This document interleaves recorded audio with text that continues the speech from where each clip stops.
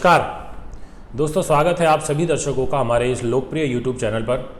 और आज मैं आपको जानकारी देने वाला हूँ एक ऐसे विषय के बारे में जो हमारे जीवन में बहुत महत्व रखता है, और विशेष तौर से उन लोगों के लिए जो अपने जीवन में एक बहुत कामयाब और एक उच्च स्तर पर बड़े अधिकारी बनना चाहते हैं, जिनके सपने हैं कि हम देश की सेवा करें, जिनके सपने हैं कि हम देश के लिए जितना कर सकें वह भी कम है।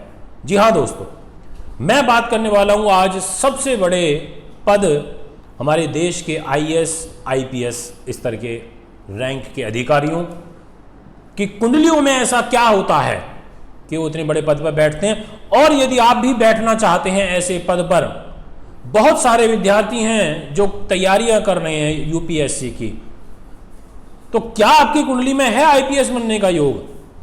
कैसे इसको हम फाइंड आउट करें जन्मपत्री में?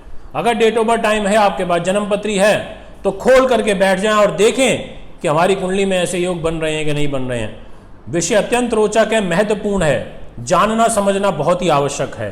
इसीलिए सबसे पहले मैं आपको ये बता देना चाहता हूं कि आईपीएस बनने के लिए मंगल का प्रभाव होता है।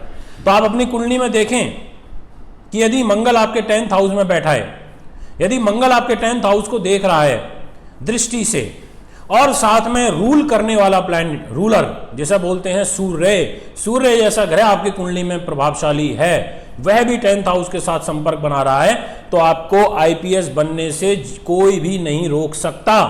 आप एक अटेम्प्ट दोगे, आप एक अटेम्प्ट में क्रैक कर लोगे, आप 2 अटेम्प्ट में क्रैक कर लोगे। बहुत सारे लोग हैं जो कर लेते हैं, आपने देखा होगा, हर साल रिजल्ट आते हैं दोस्तों। इसके साथ साथ हमें यह देखना पड़ता है जन्मपत्री के अंदर कि आखिर कंपटीशन का कौन सा भाव होता है जो हमें क्रैक कराता है कंपटीशन को, तो वो है 5th हाउस। यह होता है कॉम्पिटेटिव एग्जाम्स का। और 10th हाउस होता है आपके कर्म का, आपकी सरकारी नौकरी का। जब बुद्धि का, आपकी एजुकेशन का, आपके कर्म के साथ, आपकी सरकारी नौकरी के साथ रिलेशन बनेगा, तो स्वयं भगवान आकर के आपको आशीर्वाद देंगे और कहेंगे तथास्तु, और आपको कोई भी आईपीएस बनने से नहीं रोक सकता।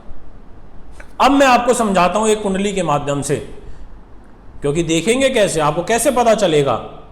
क्योंकि जन्मपत्री में यदि आपके पंचम की, दशम की, आपके भाग्य स्थान की स्थिति मजबूत है तो स्वाभाविक सी बात है।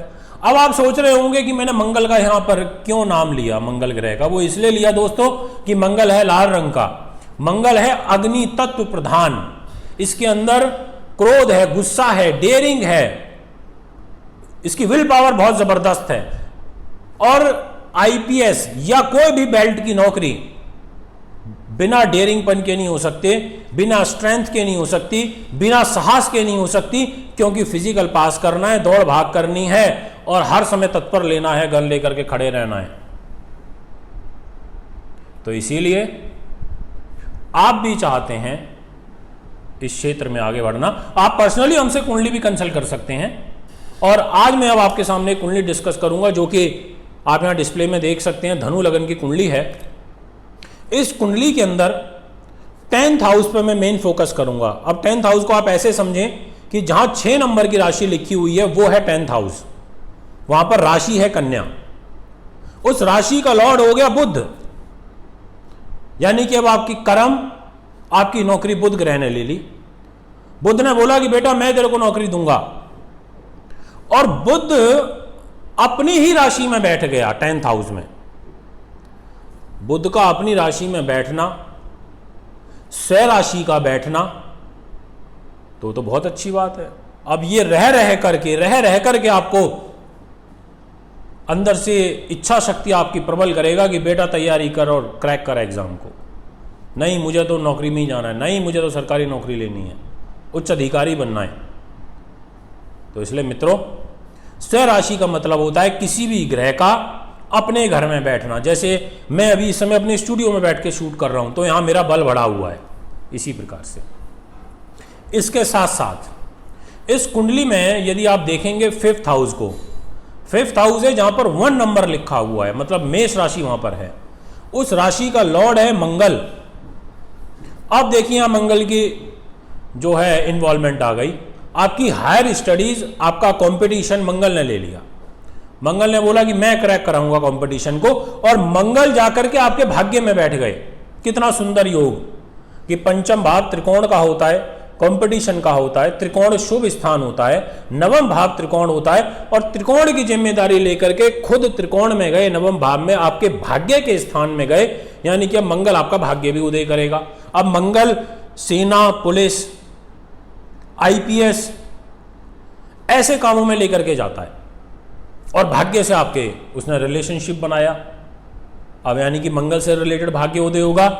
अब इसमें आईपीएस का योग कैसे बना? आपके कर्म भाव का स्वामी स्वयं राशि का, आपकी भाग्य की जिम्मेदारी इस कुंडली में सूर्य ने ली। सूर्य ने बोला कि मैं भाग्य की जिम्मेदारी लेता हूं, और सूर्य स्वयं एक राजशाही ग्रह है, रूलर प्लैनेट है, और वो भी आपकी सरकारी नौकरी में जाके बैठ गया 10th हाउस में। तो यहां पर एक तरीके से भाग्येश कर्म पर गया, नौकरी पे गया, नौकरी का स्वामी स्वयं पावरफुल होकर के अपने ही घर में बैठा, और कंपटीशन क्रैक करने वाला ग्रह आपके भाग्य पर आकर के बैठा, और साथ में वहां पर इस यूनिवर्स के अंदर सोलर सिस्टम में सबसे अच्छा ग्रह गुरु बृहस्पति, वह भी इसमें भाग्य स्थान में बैठ गया। तो यहां पर उन्होंने कंपटीशन को क्रैक करा दिया और ये बन गए अधिकारी आईपीएस। तो इसीलिए जन्म कुंडली में हमें यह देखना है कि हमारा पंचमेश और हमारा कर्मेश, इनका किसी भी प्रकार से रिलेशन बन रहा है या नहीं बन रहा, तो हम आईपीएस निश्चित तौर पर बनेंगे। पर मंगल को अवॉइड नहीं किया जा सकता। अगर मान लो मंगल का रोल नहीं है तो फिर आप उस पद पे नहीं बैठ पाओगे। हो सकता है आपकी रैंक कम आ जाए, आपको नीचे का पद मिल जाए, आपका सिलेक्शन थोड़ा नीचे हो जाए।